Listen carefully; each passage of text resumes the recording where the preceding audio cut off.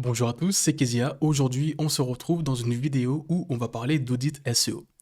Qu'est-ce qu'une audit SEO? Comment faire notre audit SEO? Pourquoi est-ce que c'est obligatoire d'en faire une de manière régulière? Quel outil utiliser? On va voir tout ça ensemble. Tout d'abord, qu'est-ce qu'une audit SEO? L'audit SEO, c'est vraiment l'analyse de tous les problèmes qu'il va y avoir sur votre site. Les problèmes qui vont faire en sorte que votre site n'est pas très bien référencé. Parce qu'avant, pour bien référencer un site web, c'était assez simple. On avait juste à créer des pages, mettre des mots-clés aux bons endroits dans le contenu et dans le titre, et on avait pas mal de chances d'atteindre les premières places. Sauf qu'aujourd'hui, avec tous les changements d'algo de Google, ce n'est plus aussi simple. Et il faut que votre site respecte tous les critères de Google, dont les 3 piliers du SEO. Les 3 piliers du SEO sont le pilier contenu, tout le contenu qui va être sur votre site web, les articles, les pages, les mots-clés. Le pilier de confiance, ça sera tout ce que vous allez avoir au niveau de vos backlinks, de la confiance que vous avez auprès de Google qu'il faut travailler et qui se travaille sur le long terme. Et enfin, celui qu'on va voir aujourd'hui, c'est le pilier technique. Toutes les bonnes pratiques qui sont mises en place sur votre site web au niveau du back-office pour plaire à Google et pour bien faire apparaître vos pages sur les moteurs de recherche. Pourquoi est-ce que c'est obligatoire de faire des audits régulières de son site web? Parce qu'aujourd'hui, vous pouvez avoir un problème d'indexation, ça veut dire des pages où tout votre site qui n'est pas visible par Google et vous n'allez pas forcément le savoir. Pour vous montrer un exemple, ça c'était le trafic d'un de mes clients. Il était assez correct, ça faisait depuis janvier 2016 que le site était actif et il arrivait à engorger quand même pas mal de visiteurs. Là, je regarde en avril 2022, on était à plus de 1000 visites. Sauf que le site était un peu vieillissant, mon client a décidé de faire une refonte de son site web en passant par un freelance, sauf que ce freelance n'a pas bien fait son travail en termes de SEO, et donc le jour de la mise en ligne, il n'a pas référencé toutes les pages correctement. Et donc mon client s'est retrouvé avec un site qui est passé de 1000 visiteurs par mois à un site qui est passé à 0 visite, sauf qu'il s'en était pas rendu compte, et pendant plusieurs mois, il s'est retrouvé avec un site qui était totalement vide. Donc moi, je suis venu, j'ai audité son site web et je me suis rendu compte que toutes les pages n'étaient pas indexées, qu'il y avait énormément d'erreurs et que ça causait cette chute de son chiffre d'affaires. Donc j'ai tout optimisé et là, on essaye de repartir, même si c'est un peu plus long à être mis en place. Donc c'est pour ça que c'est très important de faire des audits régulières de son site web afin d'éviter des chutes de trafic comme ça et de pouvoir tout le temps garder constamment un apport de leads via le référencement naturel. Alors, comment est-ce qu'on va faire cet audit de notre site web? Moi, je peux vous conseiller un outil qui s'appelle Ubersuggest, qui est un outil que vous pouvez tester gratuitement.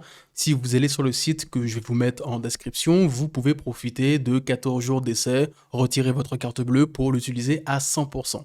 Sinon, c'est un outil que je peux vous recommander d'acheter. Il n'est pas trop cher. Vous pouvez prendre l'abonnement qui est à 30 € par mois ou sinon l'offre à vie et ça va vous permettre de faire pas mal de choses, dont l'audit de votre site web.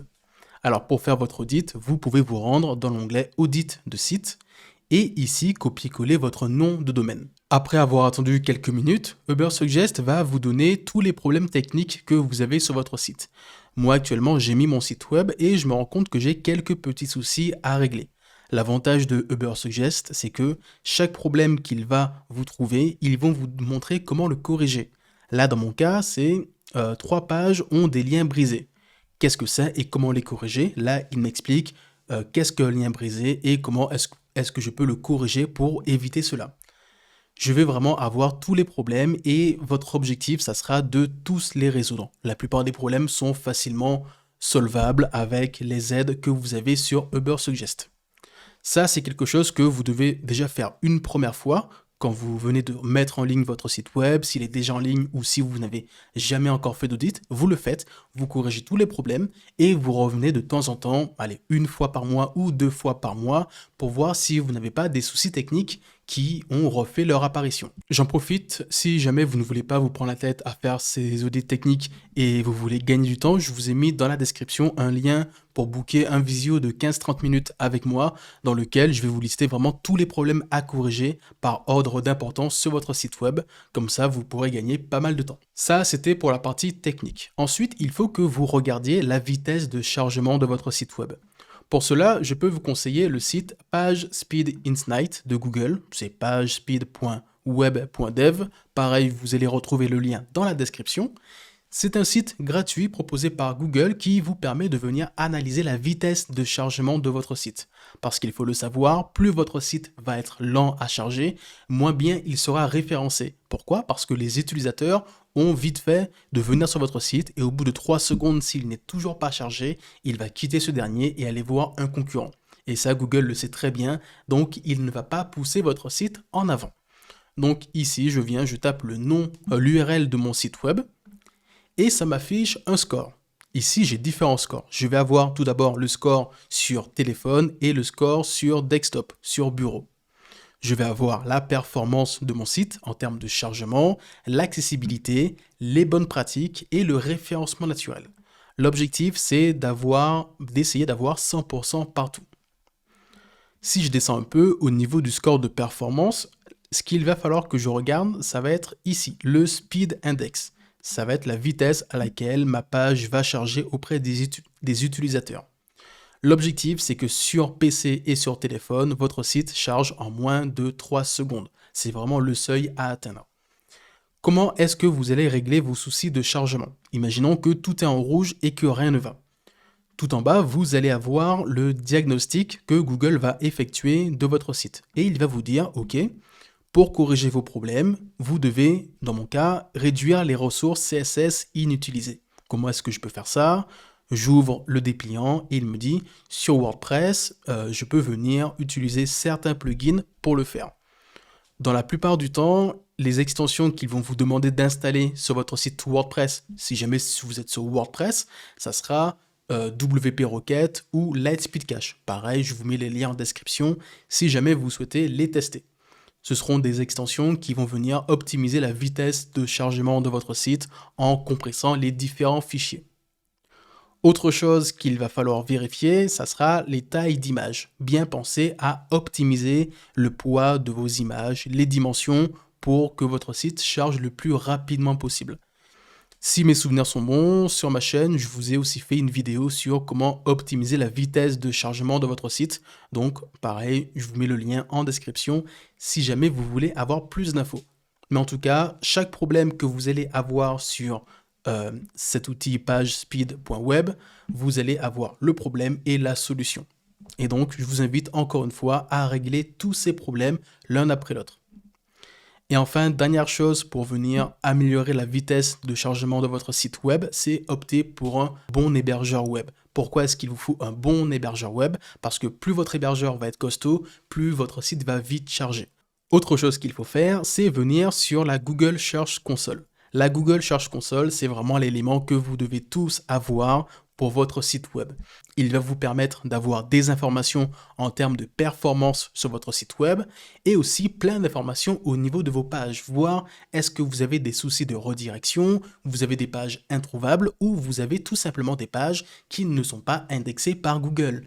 Parce que vous pouvez avoir des pages sur votre site web et vous dire pourquoi personne ne va dessus, tout simplement parce que Google s'est dit cette page n'a pas forcément d'intérêt ou tiens je vais la désindexer parce qu'il y a telle ou telle erreur. Donc sur la Google Search Console, vous pouvez voir toutes ces erreurs.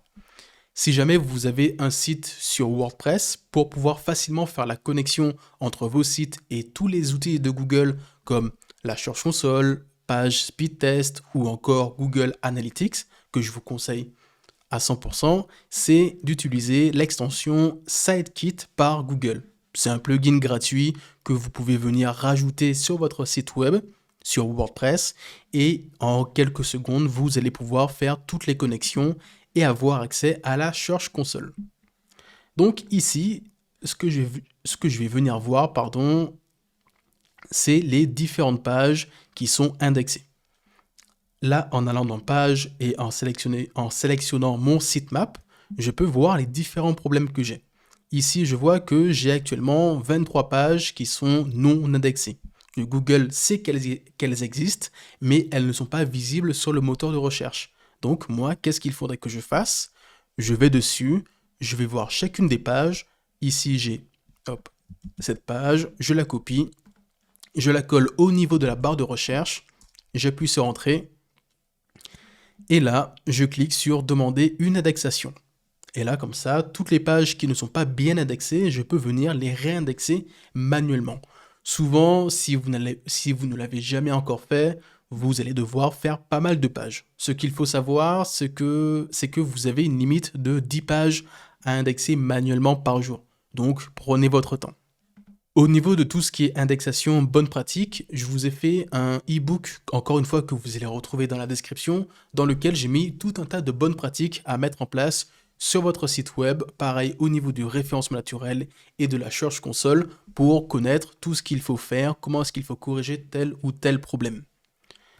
Donc moi, j'ai corrigé ce problème, il va falloir que j'aille sur toutes mes pages, que je le fasse une par une, mais je peux aussi avoir d'autres problèmes, comme ici, j'ai actuellement 22 pages qui sont en 404. Ça veut dire que les pages ne sont pas trouvées, et donc il faut que je fasse des redirections. Il faut que je prenne la page, que j'aille sur mon site WordPress ou sur mon serveur, dans l'onglet redirection, ou sur WordPress, vous pouvez aller sur des plugins comme Yoast, SEO ou RankMath, copier-coller le lien qui est en 404, correctement le rediriger pour corriger ce problème. Parce que si la page est en 404, ça veut dire qu'elle n'est pas visible et qu'il n'y a pas de redirection, ça nuit fortement à votre référencement naturel. Au niveau des outils pour auditer votre site et regarder tous les soucis, moi ce que je vous recommande, c'est tout d'abord Ubersuggest, c'est le moins cher, vous pouvez profiter de 14 jours d'essai. Vous avez PageSpeed Insight, j'arrive jamais à prononcer le nom, qui est un outil gratuit de Google qui vous permet de venir vérifier la vitesse de chargement de votre site.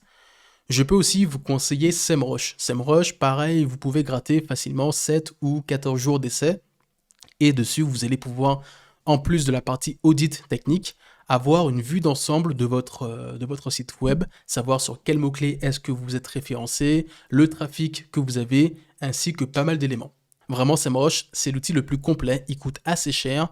Le tarif le moins cher, il est à 150 €. Donc c'est vraiment pratique si, encore une fois, votre site, c'est votre gagne-pain. Mais si vous avez un petit site web et que vous n'avez pas une équipe dédiée au SEO, préférez plutôt Ubersuggest. Ça coûtera vraiment moins cher. Autre outil que je peux vous recommander qui fait à peu près le même taf que SEMrush et Ubersuggest, mais lui qui est un peu plus axé sur les liens et les backlinks, c'est Ahref. Pareil, Ahref, la version gratuite est assez complète, vous pouvez avoir pas mal d'informations. Et enfin, le dernier outil qui est vraiment lui technique et qui est vraiment pas agréable à utiliser, surtout quand vous n'êtes pas habitué à faire du SEO, c'est Screaming Frog. C'est un outil que vous allez venir installer directement sur votre PC ou sur votre Mac et qui va venir analyser tout votre site et vous donner pas mal d'informations pertinentes à améliorer. Clairement, c'est pas un outil qui est joli à utiliser comme SEMrush ou Ubersuggest, mais il est très efficace. Donc vraiment, ce que je vous invite à faire, c'est juste après la vidéo, vous allez dans la description, vous testez les différents outils que je vous ai mis et vous allez faire des audits de votre site. Vous en faites déjà une, vous réglez un maximum de soucis. Si jamais vous avez une question sur votre audit, sur un élément que vous ne comprenez pas de votre audit SEO, n'hésitez pas à poser la question en commentaire, ça me ferait plaisir de vous répondre. Et voilà, c'était tout. Si jamais vous souhaitez d'autres infos sur le SEO, je vous ai tout mis en description et vous avez mes autres vidéos. Sur ce, c'était Kezia. Ciao.